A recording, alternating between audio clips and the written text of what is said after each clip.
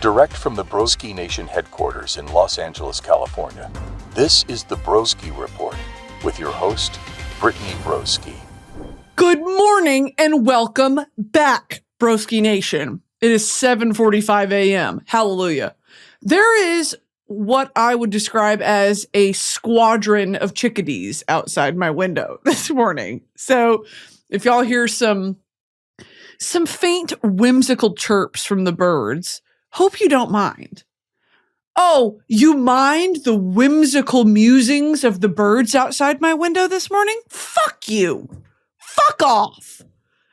Do you want to know my stem of the week? Because it is Valentine's week and the crowd makes no reaction. It's Valentine's week. That fucking video. That girl with her friends in the hotel room. She goes, "It's St. Patrick's Day." And her friends say, "We really don't give a fuck. It's not even a major holiday." Acted like it's Christmas or something. Fuck you and St. Patrick's Day. And in her face, she said, "What the fuck? Fuck you and St. Patrick's Day." Fuck you and Valentine's Day, bitch. It's Valentine's Day. No one really gives a fuck. We don't really give a fuck. That's how I feel. I think, oh God, let me rant for a second. Oh God. Oh God. I know I come on this podcast and I just hate men, okay? Not all men. Yeah, pretty much all men, okay? I think that Valentine's Day, speaking from a personal experience, historically has been just so upsetting, right? My first ever boyfriend that I had to beg him to get me flowers. And he came to pick me up. He was going to take me to a nice dinner. I got all dolled up. I spent probably 3 hours in that glam chair, the glam chair being my college dorm. I spent so long getting dressed and doing my makeup and I got him something and I was like, all I ask of you is just get me fucking flowers. This motherfucker thought it would be funny. I'm getting mad all over again. This motherfucker thought it would be funny to get me one plush flower. And so I hop in his truck because y'all forget I'm from Texas. I hop in his truck, derogatory, because some pickup trucks, Tomp, President Tomp, if you can hear us. I get in his pickup truck, and in the passenger seat is a plush flower. And he goes, "So I never have to buy you ones ever again." Oh, okay. Oh, okay. Okay. Motherfucker, fuck you and Valentine's Day, bitch. Men are hey, babe, you're missing the point. Also, it's not like, you know what I mean? Like, I'm so sick of just accepting, or a lot of the older women in my family being like, "That's just men. They just don't get it. They don't get it." No, they get it. They just don't want to fucking do it. No, they understand very clearly. They just don't want to do it because they don't give a fuck about you. They don't give a fuck. Plush flower. It was one of those plush flowers that's like wire inside, bendable, so I never have to buy you flowers ever again. Okay. Yes, thank you. Motherfucker. I do have just qualms with Valentine's Day in general because why were we giving Valentines to each other as children? Okay, I don't understand the significance of what a Valentine is, or as we used to say in 3rd and 4th grade, Valentine. Okay, happy Valentine's Day. It's not even a major holiday. Fuck you and Valentine's Day. Anyway, shit, girl. You want to know something else about Valentine's Day? You get all dolled up to go to dinner, to go to an expensive dinner with your mid-ass boyfriend to sit in the booth and eat gut bubbling pasta and milk sauce, fettuccine alfredo, okay, with some burnt chicken, and then you go home and have the most vanilla sex of your life, and then you go to bed unsatisfied because he had busted and then gone to sleep. That is Valentine's Day for the majority of American women, okay? Now, some of you are being spoiled. Some of you actually have men that care about you. I don't want to hear about that. I really don't give a fuck. We really don't give a fuck.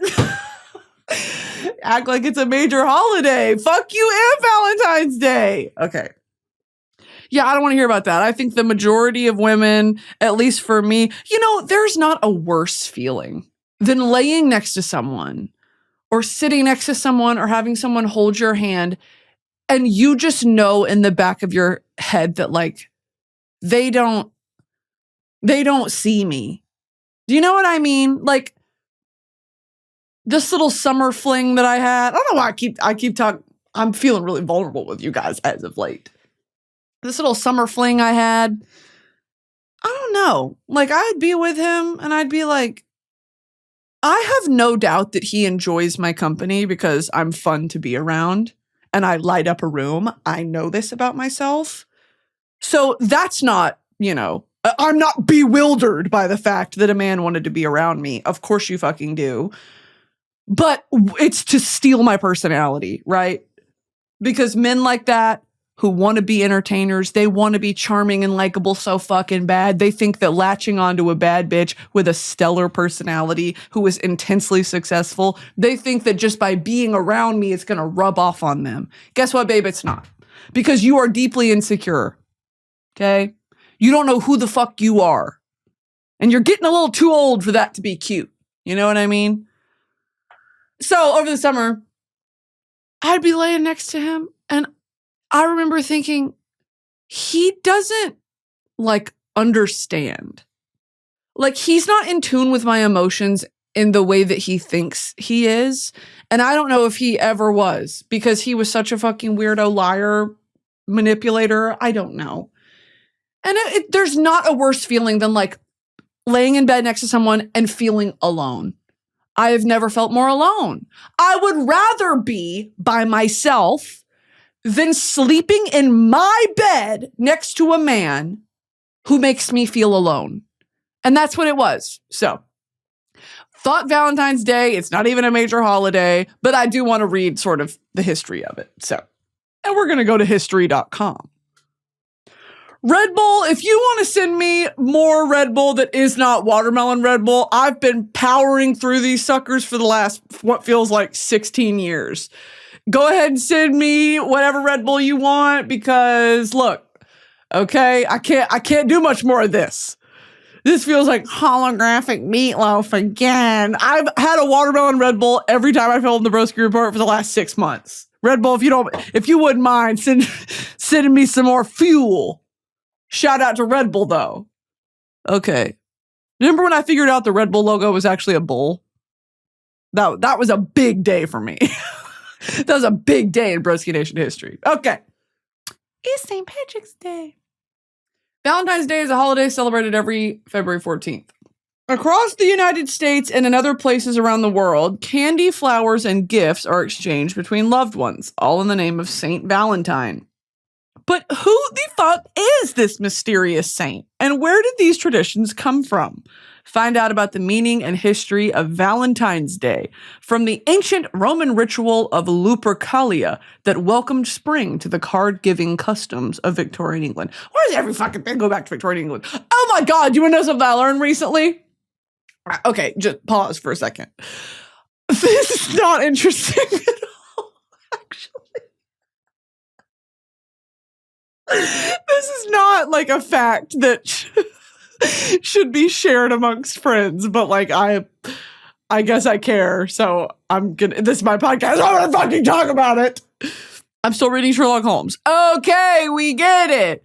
I was confused around the succession of the British monarchy, right? Because around the time of, well, honestly, sort of the height of late stage British imperialism, so 1860s to 1900, I mean, I know that it continues into I know, okay? And I know that in a certain sense, it's still happening. I know that. I'm talking about a specific time period, okay? 1860s, like 1900. Queen Victoria's reign. Now, you always hear about Victorian, or sometimes you hear about Edwardian or Georgian. And I'm always like, who the fuck? Because, there's always like George V, and then now it was Elizabeth II, but then we're up to Edward VII. It's like, who the fuck? And so I was actually sitting on my couch and I was having a conversation with Google because I was like, I don't want to Google this. And my phone was in the other room. And so I was talking to Google, my little speaker, and I was getting the information. Okay. I was studying. I was doing some research. And I figured out that Queen Victoria's reign is the longest in British monarchical history, with Elizabeth II coming just shy, okay? That bitch reigned, may she rest in peace, I guess. Actually, not really, because she was horrible. She reigned for damn near 60 years? Let me fact check myself. How long did Queen Victoria rule? That bitch reigned for 63 years, 7 months, and 2 days. 1837? Damn! Damn! She was born in 1819. She became queen at age 18 after the death of her uncle, William IV. Okay, anyway. Yeah, 63 years and some change. The longest reign in British history. Oh, just kidding. Queen Elizabeth II surpassed her in 2015. My fault. Because, that is actually true, because Queen Elizabeth was, what is that called? Coronated? Coronated definition. To put a crown on someone's head in an official ceremony. I am a genius. And you know what? That comes from the stem corona, which means crown in Spanish, which is in Latin, because it's a Romance language. So coronated. Corona. Okay, anyway. Victorian England. You always hear about that. It's because that was for over 50 years that Victorian England was a thing. Queen Victoria died in 1901. And her son, Edward, took over for 9 years. Edward was a playboy king. He didn't give a fuck about England or the English people. He didn't give a fuck. He reigned for 9 years, died. Shortly after that, George took over. I believe King George the Sixth. Let me see if I'm wrong. Boom. I'm a genius. King George the Sixth. And when King George ruled during World War I and World War II. And so when you hear them talk about God Save the King, that's King George VI. And he wasn't the ugliest monarch that the UK and Northern Ireland has ever had. Okay. He wasn't fugly. I'll say that.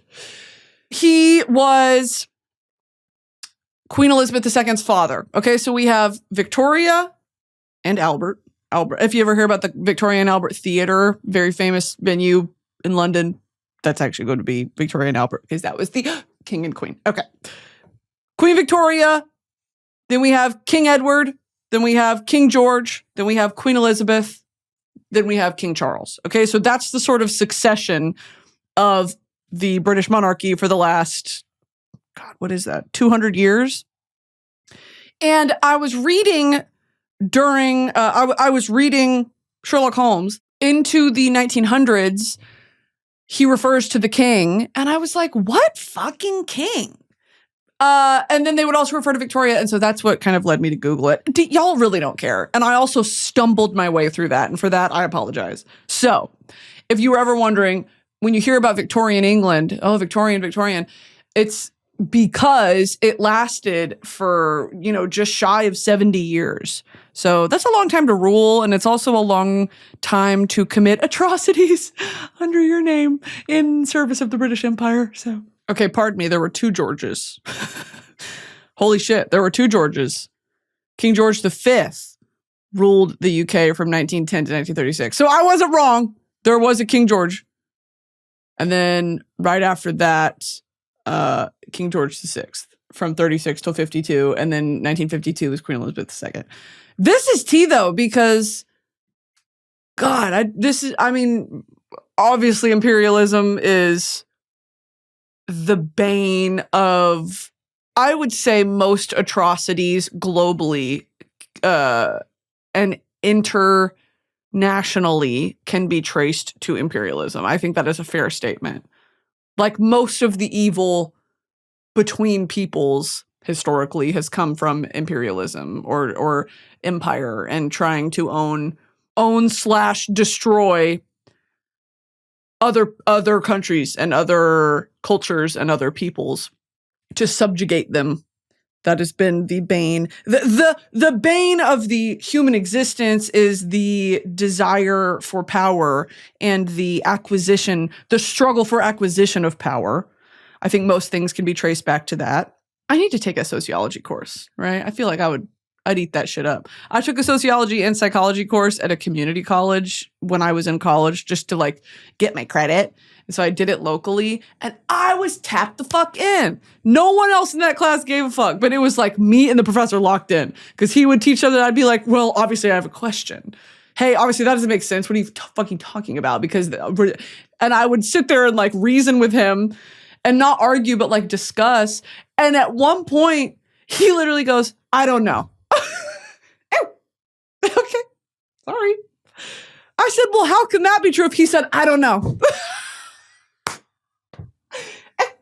Okay, I didn't know you weren't doing questions right now. I'm so sorry about that. This poor guy, a community college professor, he goes, can I just get through the fucking lesson? I don't know. Oh, my fault. Continue. Anyway, most struggles between humans, Homo sapiens, if you will, has been for power. And even when you reduce it down to like economics or religion or goods and services, whatever, it comes down to power. Who holds the power? And I remember in AP Environmental Science, my senior year of high school, was when I learned about the tragedy of the commons, right? That in nature, all things are balanced. There is a natural homeostasis balance to the animal kingdom, to the food chain, that when there is shared resources amongst a community, everyone only takes what they need. And Native American culture is this way. A lot of pagan cultures were this way, where you only take what you need out of preservation for your community, because it's a very community-focused and community-based environment. Well, introducing ideas like this, where I will own the land, the resources, the people, the rights, the this, the that, the other, that introduces this new mindset of me, myself, and I, selfish, what. And so that when I learned about the tragedy of the commons, I was like, that's so fucking true. That is so true, dude. And we see it, right? At the beginning of COVID, when everyone bought up all the toilet paper and they were selling it for $50 a fuck. What are we talking about? It's no respect for your fellow man. And then it spirals into, the British Empire. So, going back to Valentine's Day. Okay. This episode is brought to you by Tinder. It's February and love is in the air all month long. Don't wait around for it to fall in your lap when you've got Tinder's first impression feature. You can now send a message before you even match, whether it's calling out their taste in music, hyping up their adventure pic, or dropping a funny line they won't forget. It's low pressure and an easy way to put yourself out there. This is your month to make romance happen, and there's no better place than Tinder for all the possibilities. Whether it's meeting someone new or finding someone to share late night memes with, Tinder makes it easier than ever. Explore all the possibilities for yourself on Tinder. It starts with a swipe. Download Tinder today. So this Valentine's Day developed during the Victorian era. Did not know that. The history of Valentine's Day and the story of its patron saint, Saint Valentine, is shrouded in mystery. We do know that February has long been celebrated as a month of romance, and that Saint Valentine's Day, as we know it today, contains vestiges of both Christian and ancient Roman tradition. The Catholic Church recognizes at least 3 different saints named Valentine or Valentinus, all of whom were martyred. One legend contends that Valentine was a priest who served during the 3rd century in Rome. When Emperor Claudius II decided that single men made better soldiers than those with wives and families, he outlawed marriage for young men. What? Valentine, realizing the injustice of the decree, defied Claudius and continued to perform marriages for young lovers in secret. Oh my God. When Valentine's actions were discovered, Claudius ordered that he be put to death. Still, others insist that it was Saint Valentine of Terni, a bishop who was the true namesake of the holiday. He, too, was beheaded by Claudius II outside Rome. And fuck Claudius II! Did y'all see my TikTok? I did a little book haul. Oh my God, I got this book called God's Bankers Inside the Finances of the Vatican and the Catholic Church. Oh my God! Oh my God! I'll let y'all know about that as soon as I start it. Damn! I was walking through, there's this crazy bookstore by my house, and I was like, let me pop in here. All used books. Shout out. Love that. And I also love that because you go through and you find bookmarks and photos and tickets and underline sections and annotations, and it's just a magical experience. I can't really put into words other than like what that experience instills in me, other than it makes me zoom out. You know, we are so navel gazing and we're so focused on ourselves a lot of the time. And it goes back to what I was just talking about of we are not a community-based people anymore. It's me, myself, and I. And that is so isolating and lonely. I don't know any of my neighbors. And that makes me sad. But why? Like, why is that the case? You know, why do I feel like I'm always on edge or I should be, you know, head on a swivel and whatever? Well, I live in Los Angeles. That's probably why. Objectively dangerous place. But at the same time, my neighbors aren't dangerous people unless they have freezers full of human body parts. But how am I supposed to know that? You know what I mean? And so, yeah, I think that I love used bookstores for that reason, because you can go in and the way that someone annotates a book or uses a book or the state that it's found in, you know, was this ever even read? You can tell. So I think that all of that is part of the experience of going to a bookstore. I was getting some of these books for $5. Hell fucking yeah. Because you go to Barnes & Noble or Books A Million or any of these stores and you get books for $30. $30 for one book. That's a lot of fucking money. And I understand if it's a new release, if it's your favorite authors, you know, the 3rd installment of the trilogy of the House of Blood, and I get it. But $30? I was at this bookstore, I was boom, boom, boom. I walked out with 8 books. I spent $50 total. That's what I'm fucking talking about. That's what I'm talking about. Okay, so, really cute.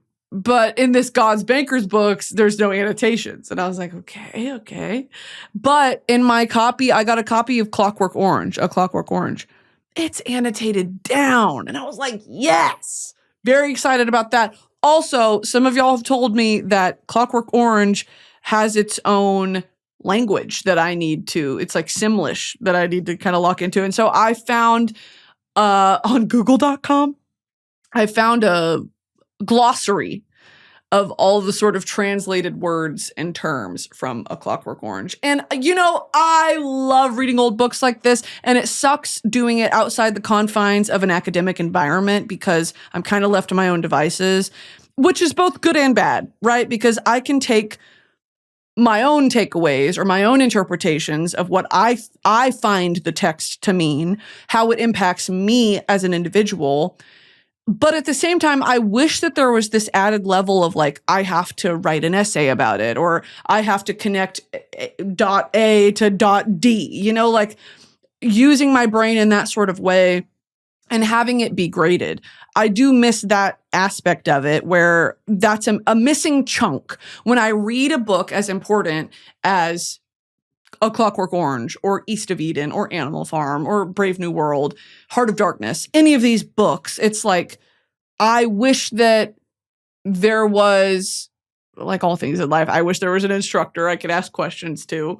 And I wish there was someone to grade my work. Maybe I want to go back to school.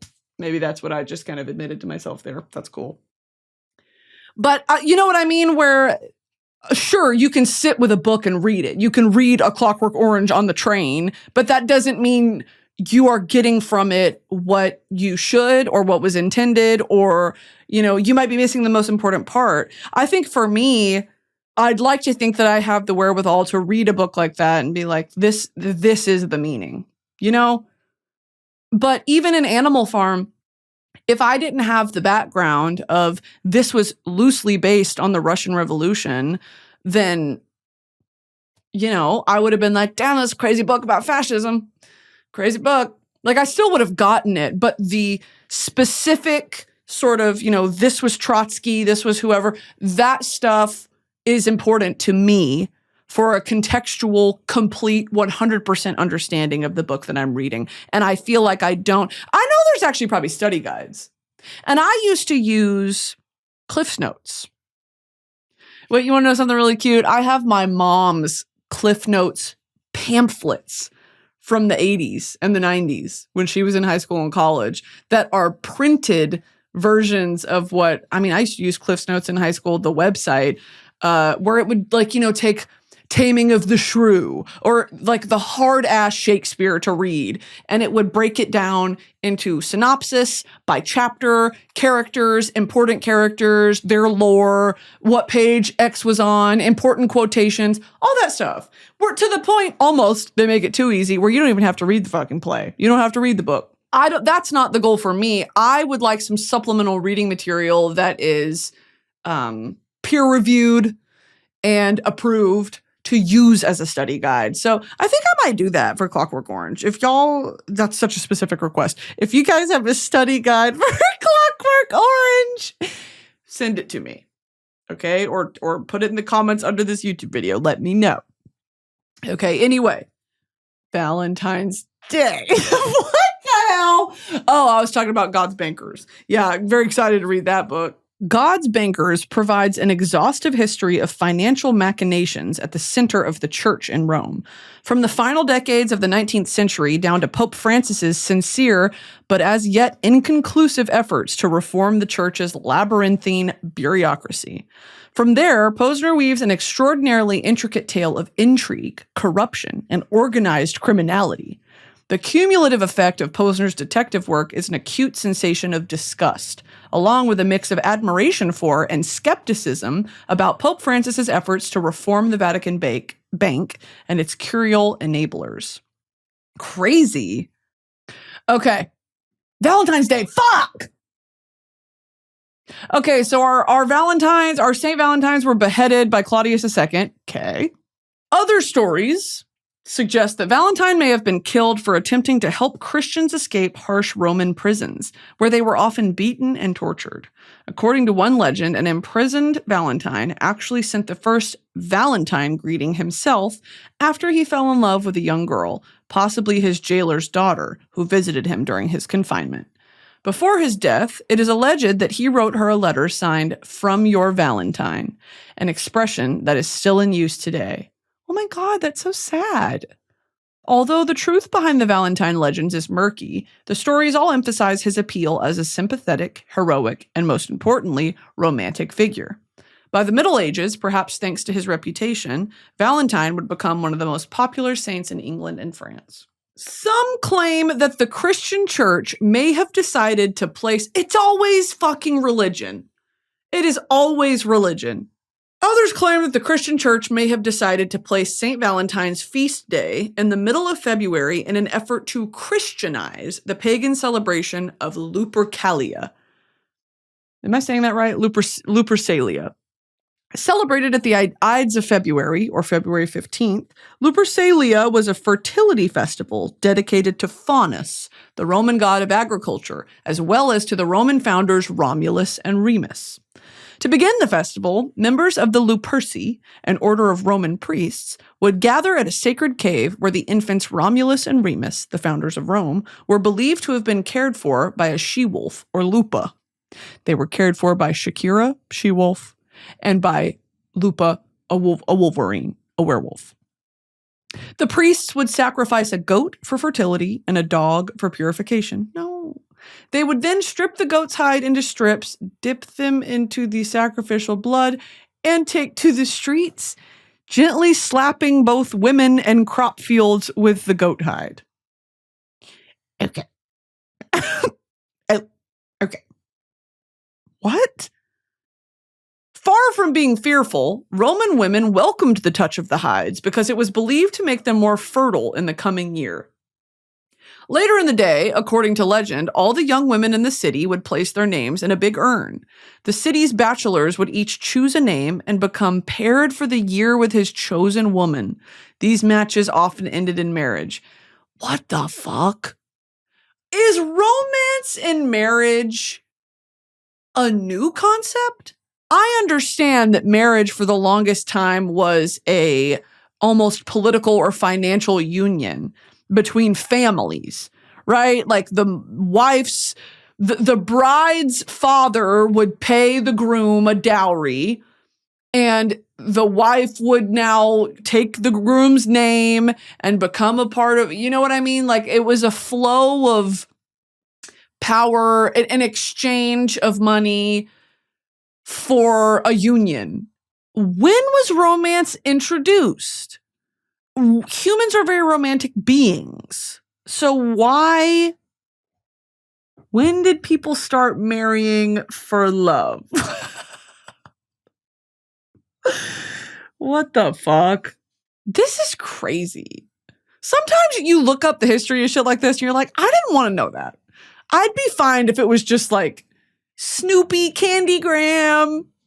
If it was just like Snoopy and Woodstock holding a Valentine like, love you. That's a lot more palatable than slapping women with goat hides. What are we talking about? Okay. Lupercalia survived the initial rise of Christianity, but was outlawed, as it was deemed unchristian at the end of the 5th century when Pope Gelasius declared February 14 St. Valentine's Day. Damn, we've had Valentine's Day since 400 BC, 400 AD. And did I think that AD meant after death? Yeah. And BC means before Christ. Okay. It was not until much later, however, that the day became definitively associated with love. During the Middle Ages, it was commonly believed in France and England that February 14 was the beginning of birds' mating season, which added to the idea that the middle of Valentine's Day should be a day for romance. The English poet Geoffrey Chaucer was the first to record St. Valentine's Day as a day of romantic celebration in his 1375 poem, Parliament of Fowls, writing, "For this was sent on St. Valentine's Day, when every fowl cometh there to choose his mate." 1375. That is nutso to me. Valentine greetings were popular as far back as the Middle Ages, though written valentines didn't begin to appear until after 1400. Well, that makes sense because the populace was illiterate. The oldest known Valentine still in existence today was a poem written in 1415 by Charles, Duke of Orleans, to his wife while he was imprisoned in the Tower of London. Now, let me tell you something about the Tower of London. One of the most haunted fucking places in the world, probably. Some horrid, abhorrent, evil shit has gone down in the Tower of London. The greeting is now part of the manuscript collection of the British Library in London, England. Several years later, it is believed that King Henry V hired a writer named John Lydgate to compose a Valentine note to Catherine of Valois. Don't give a fuck. Okay, this is nuts. I had no idea that it's been celebrated that long. Okay, let's talk about modern day Valentines. In addition to the United States, Valentine's Day is celebrated in Canada, Mexico, the UK, France, and Australia. In Great Britain, Valentine's Day began to be popularly celebrated around the 17th century. By the end of the 18th century, it was common for friends and lovers of all social classes to exchange small tokens of affection or handwritten notes. And by 1900, printed cards began to replace written letters due to improvements in printing technology. Ready-made cards were an easy way for people to express their emotions in a time when direct expression of one's feelings was discouraged. Oh my God. Cheaper postage rates also contributed to an increase in the popularity of sending Valentine's Day greetings. Americans probably began exchanging handmade valentines in the early 1700s. Today, according to Hallmark, an estimated 145 million Valentine's Day cards are sent each year, making Valentine's Day the second largest card-sending holiday of the year. More cards are sent at Christmas. Fuck you and Valentine's Day. Ah, yes, learning that a beloved holiday is rooted in suffering. Most are. Okay? So when you're celebrating Valentine's Day this year, make sure to get your significant other a plush flower so you never have to buy them one ever again. Make sure that you buy them a Hallmark card. Okay? Let's get some more plastic out there in the world. Let's get some more paper with plastic embellishments on it. Okay, let's send that off. Definitely don't hand make anything. Definitely don't, pick flowers from your yard or your garden. Don't do that. Okay, let's get some more microplastics out in the environment. This episode is sponsored by Rocket Money. You sign up for something, you forget about it after the trial period ends, then you're charged month after month after month. The subscriptions are there, but you're not using them. In fact, I just learned that 85% of people have at least one paid subscription going unused each month. Thanks to Rocket Money, I can see all my subscriptions in one place and cancel the ones I'm not using anymore. And now I'm saving more money. Rocket Money is a personal finance app that helps find and cancel your unwanted subscriptions, monitors your spending, and helps lower your bills so you can grow your savings. Rocket Money's dashboard gives you a clear view of your expenses across all of your accounts. Easily create a personalized budget with custom categories to help keep your spending on track. See your monthly spending trends in each category to know exactly where your money is going. The new Goals feature automatically saves money for you, so you don't have to think about it. Pay off credit card debt, put away money for a house, or just build your savings. Rocket Money makes it easy. Rocket Money will even try to negotiate lower bills for you. They automatically scan your bills to find opportunities to save. Then you can ask them to negotiate for you. They'll deal with customer service so you don't have to. Rocket Money has over 5 million users and has saved a total of $500 million in canceled subscriptions, saving members up to $740 a year when using all of the app's premium features. Cancel your unwanted subscriptions and reach your financial goals faster with Rocket Money. Go to rocketmoney.com/BroskiReport today. That's rocketmoney.com/BroskiReport. rocketmoney.com/BroskiReport. Okay, moving on to something completely different. I want to talk about perfume. Perfume. I am on Perfume Talk. And I'm somewhat of a fragrance head myself. Thank you for asking. Michelle Visage obviously has informed a portion of, because we have the same taste, which I always make sure to figure out before I take fragrance recommendations from anyone. I'm like, are we on the same fucking page? Because if you're doing sugary, caramel, gourmand, vanilla, we are not the same. Okay? Here are my tastes. There is a fine balance between an aggressively feminine scent and an aggressively masculine scent. I'm somewhere in the middle. I'm a very androgynous queen when it comes to fragrance. I love something that just smells rich in the sense of like a fancy hotel lobby. That's what I want to smell like. When you walk in and you're like, ooh, that smells good. In my house, I use, and look, don't knock it until you smell it. In my house, I use Glade plugins in the scent Fall Night Long. It's my favorite Glade plugin. Okay. I've got one in about every room. Loved, and I always get compliments. Your house smells so good. Yeah. It's Glade. It's from Walmart.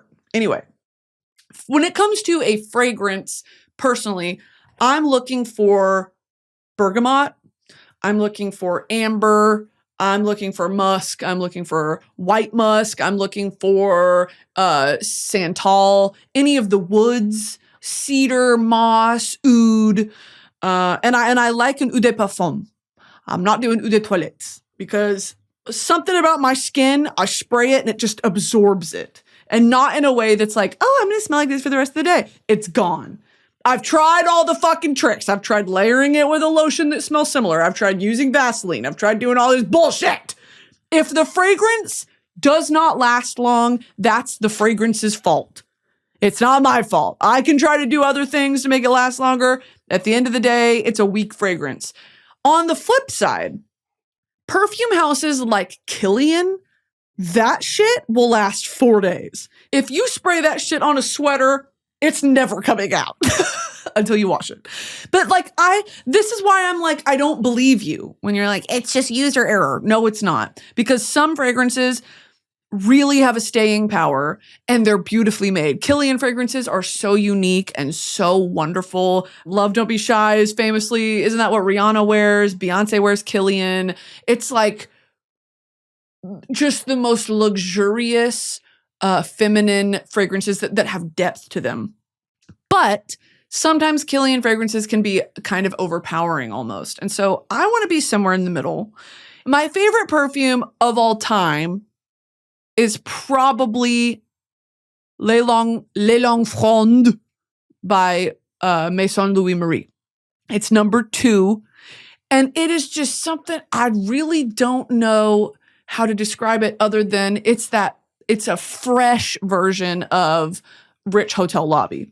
Let's look up the notes. I'm going to read you the notes and I want you to keep an open mind because this shit smells so good.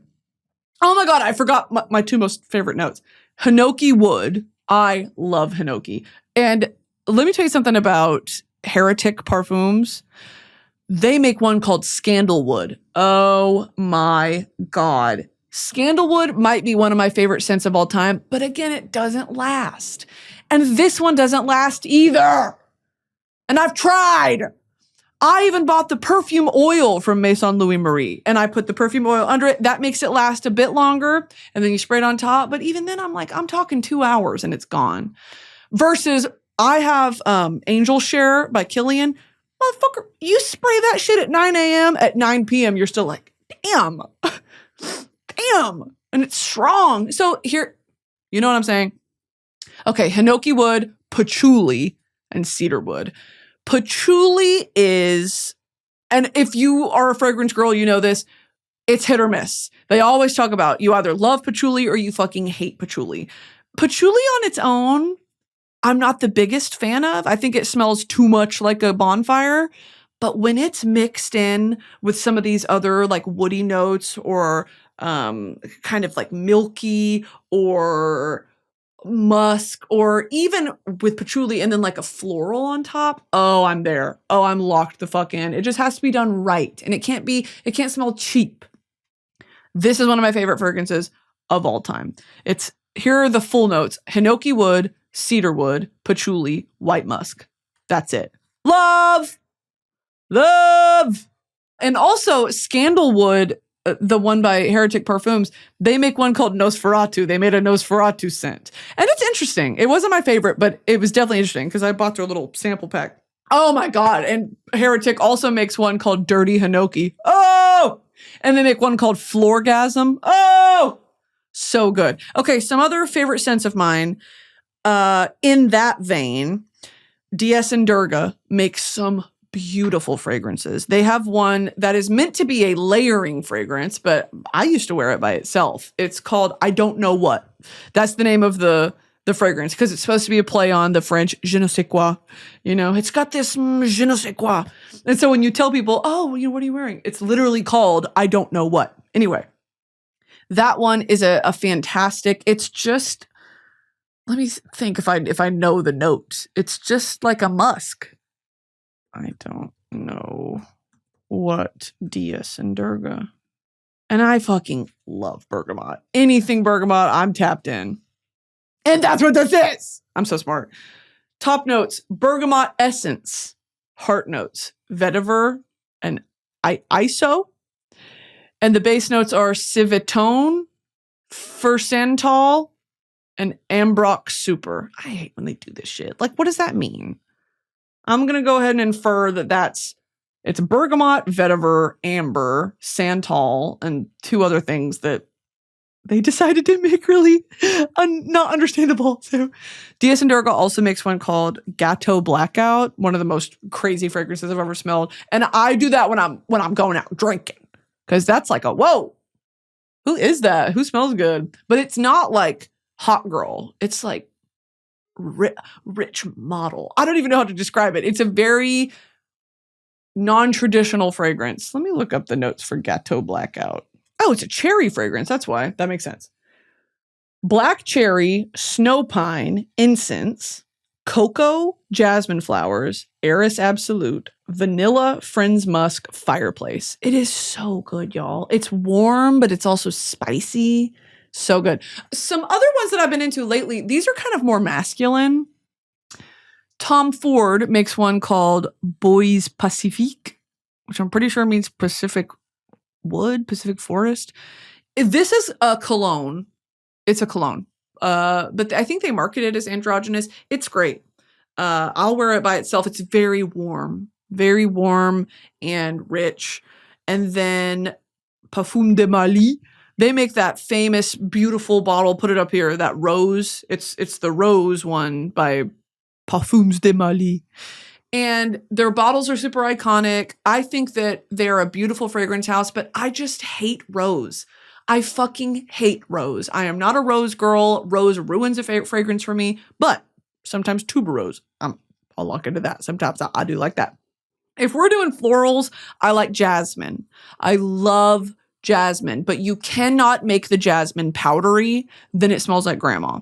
And a great example of a jasmine fragrance that is not grandma is Dosun by Diptyque. Oh! That's one of my favorites of all time as well. Dosun is this beautiful floral with a little bit of musk in it that they sell as a hand lotion, a perfume, an eau de toilette. They have it in a bunch of different options, but it's a good summer fragrance, like spring, summer. It honestly reminds me of London because that's where I bought it. And it just, being outside, and I don't do floral. I am not a floral girl, but Dosun is my one exception. It is gorgeous. It's gorgeous. And if you want a sort of cheaper alternative, I would suggest Florgasm from Heretic Perfumes. They smell very similar. Florgasm's a bit more like grassy, but they're both beautiful. That is, I swear to God, the one floral that I have in my collection that I'm like, damn, it's good. Another one of my favorite, the Parfum de Marly one I was going to say, it's called Levant. Parfums de Marly. Leighton, sorry. Leighton. Oh, wonder what the top note is. You guessed it. It's bergamot. This seductive amber and floral fragrance with an intense olfactory signature opens with bergamot and its tangy passion, while lavender and geranium blend into a fresh note, chic and chivalrous all at once. I would agree with that because it kind of hits you at first as a cologne and then it settles and it's like, it's a perfume. The intensity of the eau de parfum is further amplified by amber, enhanced by the natural elegance of pink pepper. Distinguished and addictive, Leighton's character is further carried by vanilla and precious woods, which develop through an intriguing note of caramelized coffee. And if you know about Michelle Visage's perfume recs, her favorite of all time is that coffee fragrance by something Addict. Is it called Coffee Addict? She loves a coffee fragrance. And I know she also likes that one by Penhaligon's called Helfetti. And I was in the airport the other day, and where was I? Oh, I was in Paris, and I was in the, they always have those perfume shops. I was like, let me go in here and see what's going on. They had a Penhaligon set up because they don't have those in stores here in the States. And so I went over and I smelled all of them. Those bottles are fucking beautiful. It looks like an English country house, like a country manor. And it's all themed like that, like the animal heads or the taxidermy, whatever. And all of the branding is very, it's very British nobility, whatever. The fragrances are beautiful though. And I smelled Helfetti. I get it, Michelle. That one is gorgeous, but it wasn't what I thought it would be. I don't know what it was. I think it smelled too similar to a different fragrance I'd smelled, or someone I know who wears a fragrance like that. And I was just like, it's not doing it for me. But on paper, all the notes are beautiful. So let me look up what that one was. Helfetti. And it is going to be $300. Okay. This is Halfetti by Penhaligon's. An intoxicating, mysterious fragrance. Vigorous grapefruit, oud, Levantine spice, and rose tangle in the moonlight. Maybe that's what I didn't like. I don't like rose. But what's that upon the riverbank? Could it be the fabled black rose? Yeah, I don't know. It was definitely, it's deep and warm, and it's got some of that, like the dry down was nice, but there was something in it. I was like, And here's another one. Diptyque has one called, what is it called? This one, Bois Cossé. This has a note of hazelnut in it. So this one should be my favorite fragrance of all time, but it's not. I went into Diptyque and I sprayed it, and it has so many beautiful notes. The bottle is stun, but the dry down, I didn't end up buying it because I left the store. I was getting a gift for someone else, and I left the store with it on my skin, and I kept smelling it the rest of the day, and I was like, oh, I'm kind of glad I didn't get it, because there's some note in it that did not, because it all comes down to your pH and how it interacts with your skin specifically. It can smell beautiful on someone else and weird as fuck on you. And that's what happened. I think that some acid in my skin reacted with this perfume in a way that just ended up smelling like a turlet. It smelled like a turlet. Écossais is French for bark. Cossé means full-bodied, like the coffee aroma celebrated here. So it's coffee. The bottle is decorated with fine black lines inspired by the reliefs found in bark. The irregular forms on the sleeve evoke the texture of wood. Fragrant notes. Cafe Arabica. So coffee, sandalwood, tonka bean. But some dude at the Diptyque store told me it had hazelnut in it. And I think that's what I don't like, because I don't know. If y'all ever smell this, let me know what you think, because it's a very interesting fragrance, but something was up. Another one of my favorite fragrances of all time is Vanille Antique by Byredo. If you're looking for that perfect vanilla, and I don't mean sugary sweet vanilla, marshmallow this, caramel that. If you want that, go to Sol de Janeiro.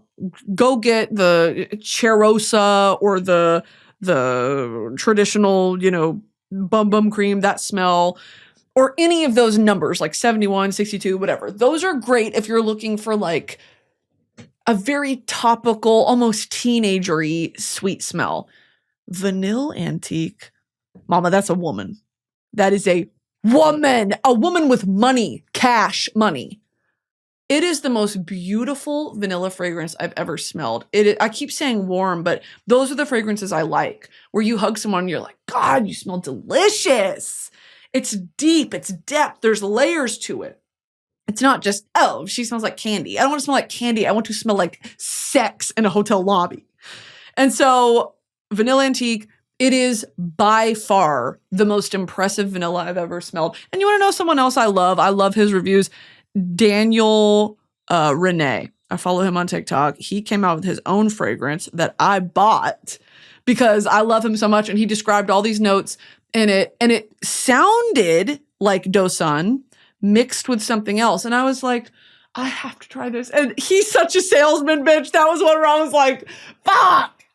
I spent $175 on this fragrance. Damn, I've never smelled it. I did a blind buy because I love him.